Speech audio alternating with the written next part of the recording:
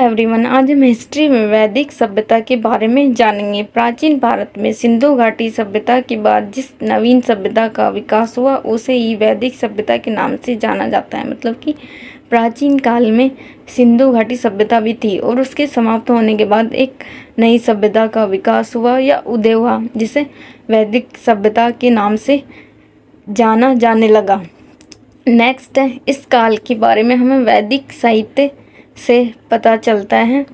पूर्व वैदिक काल 1500 ईस्वी पूर्व से 1000 ईस्वी पूर्व तक था। इस काल में वेदों की रचना हुई थी। मतलब कि वैदिक काल के बारे में हमें वैदिक साहित्य से पता चलता है और इस काल की जो रचना हुई थी वह 1500 ईस्वी पूर्व से 1000 ईस्वी पूर्व तक थी और इस काल में ही वेदों की रचना हुई थी। नेक्स्ट है, इस काल में आर्य सर्वप्रथम पंजाब एवं अफगानिस्तान में बसे।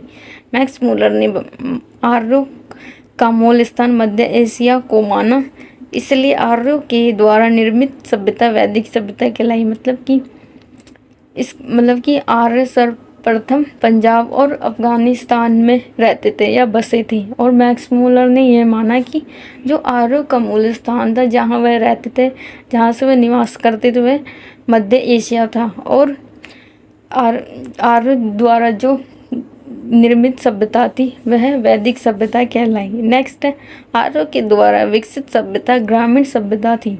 आर्यों की भाषा संस्कृत थी। मतलब कि जो आर्यों द्वारा जो विकसित सभ्यता थी वह ग्रामीण थी और आर्यों की जो भाषा थी वह संस्कृत थी। नेक्स्ट है, आर्यों की प्रशासनिक व्यवस्था इन 5 भागों में विभाजित थी: कुल, ग्राम, विश्व, जन, राष्ट्र।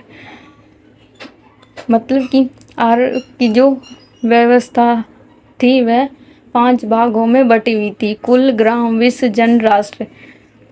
ग्राम मतलब ग्राम के मुखिया, मतलब गांव के मुखिया होते थे। विश्व मतलब विश्वपति और जन का मतलब जो राजन, मतलब जो शासक होते थे।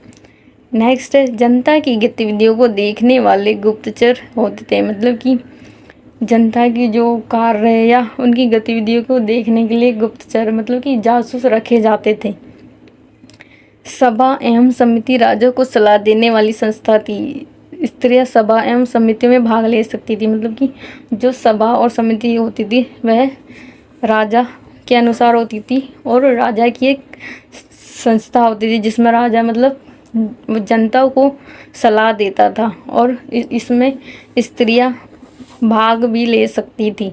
नेक्स्ट है, ऋग्वेदिक में उपनिषद होते थे जिनकी कुल संख्या 108 थी और महापुराणों की 18 होती थी। मतलब कि ऋग्वेदिक में बहुत से उपनिषद होते थे, मतलब कि जिनकी संख्या 108 थी और महापुराणों की संख्या 18 होती थी। नेक्स्ट है, इस काल में स्त्रियां अपने पति के साथ यह कार्य में भाग लेती थी और शिक्षा भी ग्रहण करती थी। मतलब इस वैदिक काल में मतलब कि स्त्रियां अपने पति के साथ यज्ञ कार्य में या धार्मिक कार्य में भाग लेती थी और शिक्षा भी ग्रहण करती थी। नेक्स्ट है, आर्यों का मुख्य पेय पदार्थ सोमरस था। यह वनस्पति से बनाया जाता है। मतलब कि आर्यों का जो पीने का पदार्थ होता है वह सोमरस था और जो पेड़ों से या वनस्पति से बनाया गया था। नेक्स्ट है, आर्यों के मनोरंजन के मुख्य साधन थे संगीत, रथ दौड़, गुड़ दौड़ आदि। मतलब आर्यों के जो मनोरंजन के साधन होते थे वह होते थे संगीत, रथ दौड़, गुड़ दौड़ आदि।